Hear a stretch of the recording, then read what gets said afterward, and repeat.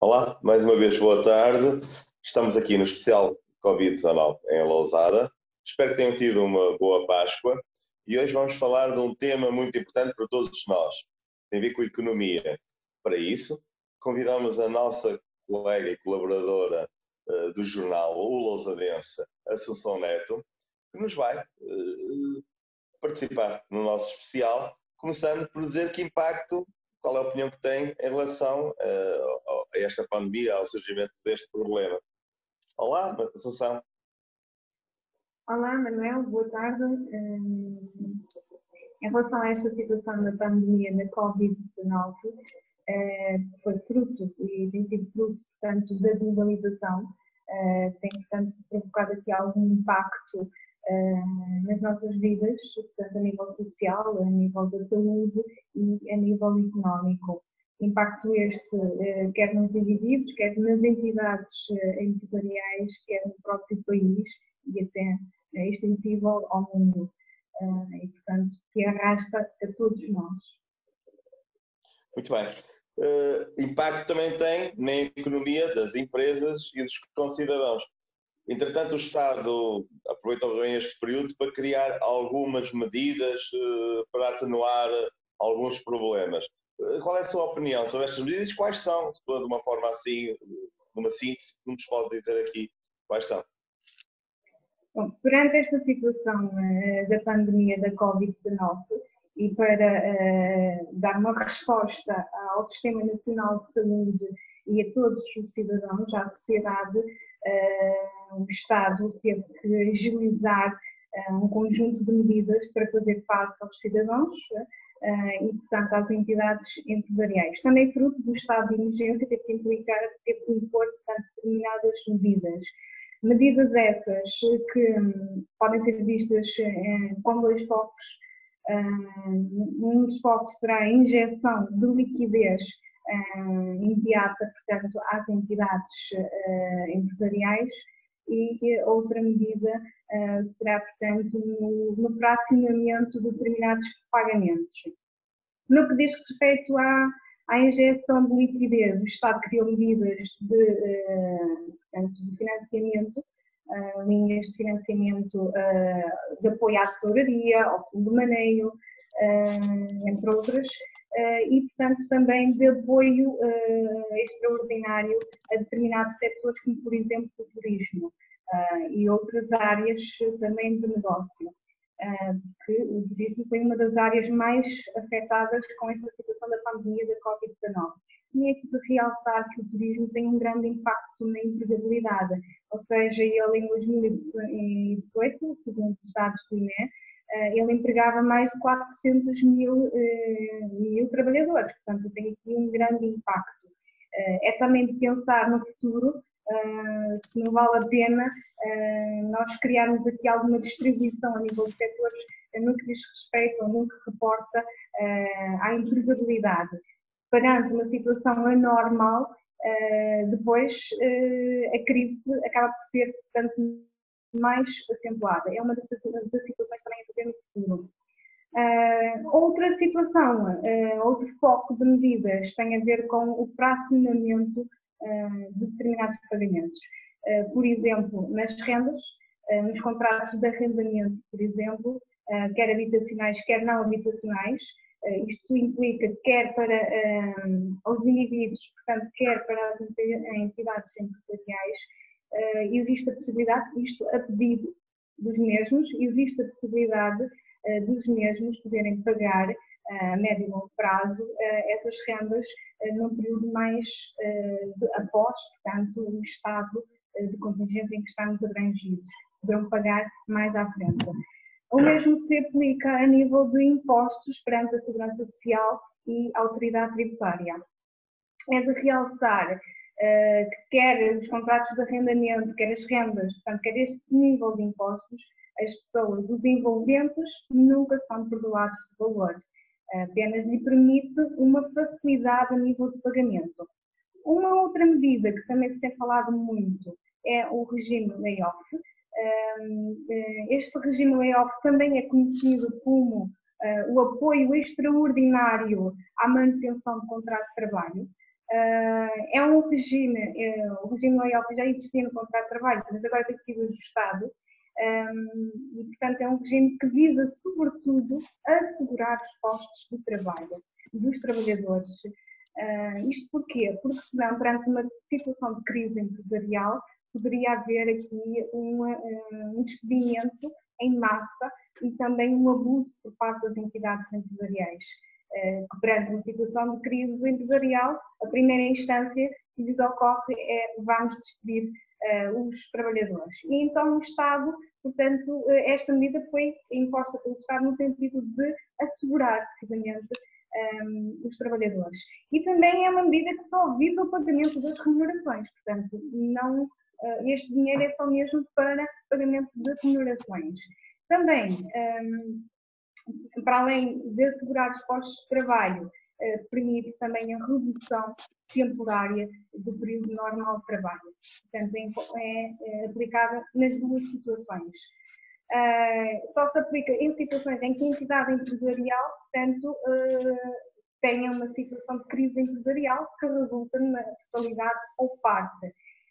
E esta resolução, este resultado vem, precisamente, muitas vezes, por a empresa sentir alguma dificuldade na parte operacional, ou seja, nas cadeias de abastecimento globais, em cancelamento ou suspensão de encomendas, e, portanto, não consegue, não tendo, portanto, fornecimento de matéria-prima ou de produtos, não consegue, portanto, elaborar. E daí, portanto, sentir esta dificuldade.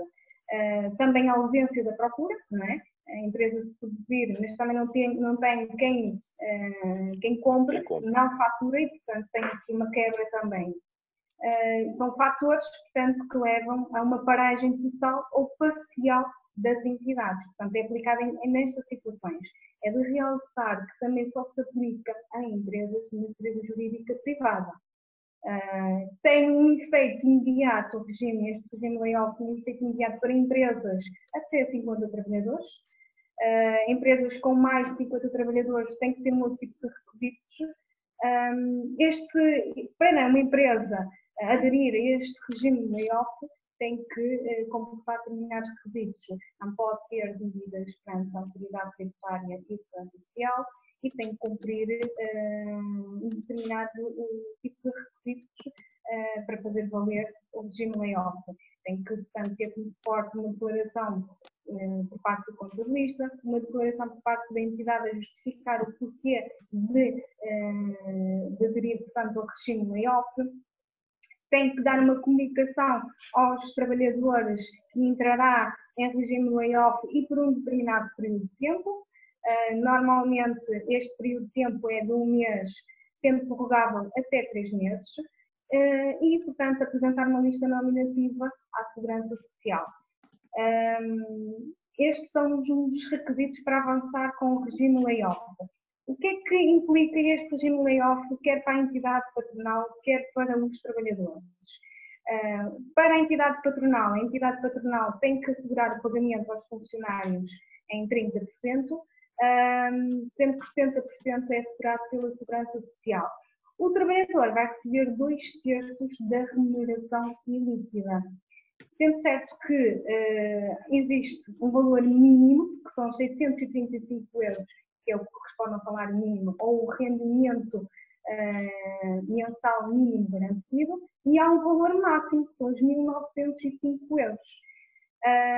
Ao rendimento mínimo, o funcionário vai receber, portanto, 2/3, sendo certo que vezes 635 euros, no caso do salário mínimo, vezes 635 euros, 11% são descontados para a Segurança Social e não é feita a retenção do IRS, no caso do salário mínimo. Para valores superiores, é feita a retenção do IRS aplicável e é, portanto, feitos os descontos à Segurança Social à taxa de 11%.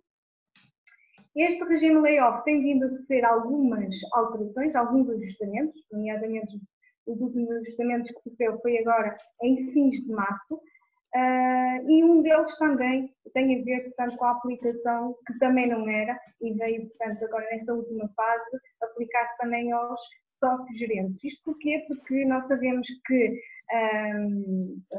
portanto, o nosso Portugal é constituído maioritariamente, o tecido empresarial é constituído por micro e pequenas empresas, e nós sabemos que existem muitas microempresas em que nós sabemos que só existe o gerente ou o sócio-gerente e pouco mais. E, portanto, tínhamos que assegurar também os gerentes e os sócio-gerentes. Daí o sentido também de ser extensível, o regime ser extensível também aos gerentes e sócio-gerentes.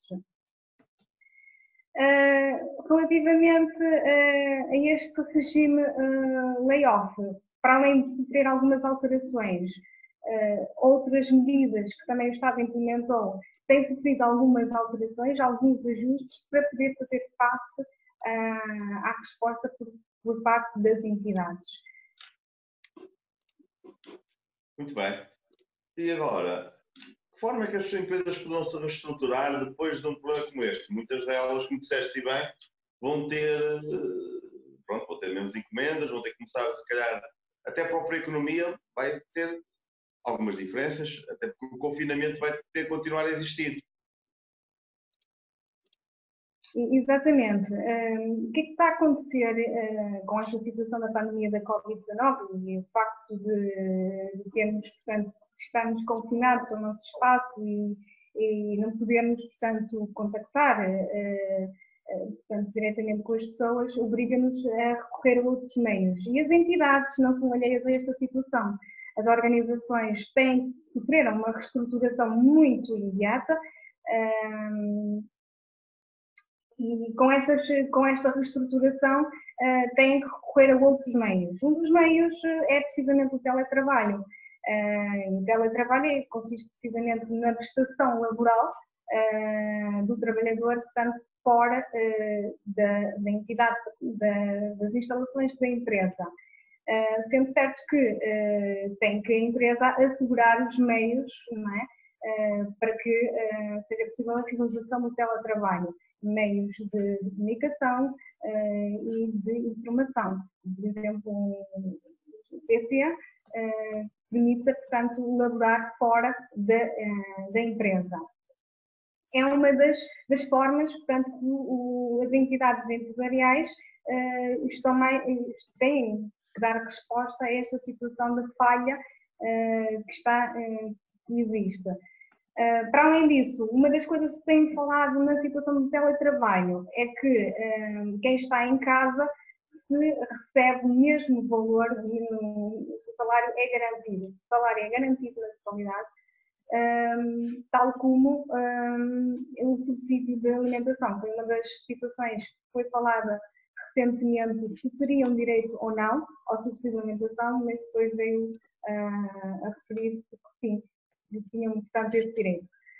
Mais uma outra questão, a situação que, perante estas situações de reorganização de estrutura empresarial, as empresas têm aqui um fator positivo que nestes últimos anos, o facto de termos aqui uma grande evolução tecnológica, o digital e se calhar futuramente pensarmos ainda mais na introdução da inteligência artificial, que será um foco a pensar no futuro, as organizações têm que pensar isso no futuro, porque para fazer face a este tipo de situações, talvez a inteligência artificial comata determinadas situações, nós estamos em presença do risco, não é? Permite-nos que o maior controle sobre determinadas situações. E se calhar seria uma solução possível numa fase, portanto, posterior. Quero realçar também que a nível de custos, o teletrabalho, o digital, todas estas ferramentas para as organizações permitem também redução de determinados custos. E seria, portanto, uma situação a pensar no futuro. Eu lembro-me agora recentemente de uma entrevista, a grande entrevista com o Carlos Moedas, em que ele frisou na entrevista muito bem que, portanto, fazia, por questões de trabalho, fazia, portanto, viagens ao exterior uma vez por semana e havia algumas que fazia 2 vezes por semana. Estudaria, portanto, em média, mais ou menos 60 por ano. e ele reconheceu que poderia, dessas reuniões, poderia fazer muito menos reuniões que aquelas que fazia e que dava resposta nem mesmo ao trabalho, que, portanto, conseguiu verificar que há reuniões que não justificavam, portanto, a deslocação. E nesta vertente estamos aqui a pensar a nível de custos e também a nível de questões ambientais, não é? Podemos aqui também pensar que futuramente temos aqui determinadas situações que poderiam ser feitas em teletrabalho e que nos permitia, portanto, a redução de custos. Além de que a situação de teletrabalho também permite, muitas vezes, dar resposta a situações de campo familiar. E se calhar é inevitável, podíamos muito bem, em vez de trabalhar 8 horas, trabalhar 4 horas. Temos aqui 4 horas em trabalho e depois em presença. Outro tipo de situações que poderiam ser alternativas às organizações. E se calhar nesta vertente é de pensar no futuro esta situação. Queria também adverter que há situações que também devem ser de reestruturação. Nós temos aqui, e não posso deixar de frisar, aqui um caso, e como nós sabemos, aqui um caso em Lousada, que perante esta situação da crise empresarial, viu-se na necessidade da ausência de resposta ao mercado, em que, portanto, e na operacionalidade para aquilo que estava a produzir, viu, portanto, uma oportunidade e começou a produzir máscaras e viseiras. Portanto, perante uma situação de crise, também temos que ter o foco de criar alternativas, reestruturar a nossa capacidade produtiva, a nossa cadeia de produção. E neste caso, perante estas situações que realmente as empresas têm que ter uma visão mais além e criar aqui mecanismos, tanto de orientação e de recolha de proveito para elas mesmas. Muito bem. Já agora, quer deixar uma mensagem final? Perante esta situação da pandemia da Covid-19, acho que ninguém é imune a esta situação. Ninguém é imune àquilo que nós estamos, portanto, a viver. Acho que estamos perante um desafio ao nosso eu e ao do outro, num embarque de consciência, de racionalização. E estamos todos interligados uns com os outros. É importante termos isso como noção. E essa nossa interligação, se for positiva, vamos ter resultados positivos. Se for negativa, também iremos ter resultados negativos. Por isso, mais do que nunca, é importante a união. Neste caso, a nossa união será o distanciamento, será, portanto, o cumprimento das regras que nos são impostas pelas autoridades máximas, para realmente fazer face e vazão a esta situação, que de todo não nos traz grande alento, mas seremos nós os construtores e a reviravolta desse talento que está a provocar-nos. E, portanto, acho que temos todos aqui um papel ativo neste sentido. E temos que pensar que o Sistema Nacional de Saúde só dá resposta se nós também demos resposta àquilo que nos é pedido. Muito bem. Obrigadíssimo pela tua participação na sessão. Entretanto, se calhar, na próxima semana, ou brevemente, vamos falar mais vezes, certamente. E muito obrigado e até à próxima. Muito obrigada e até à próxima.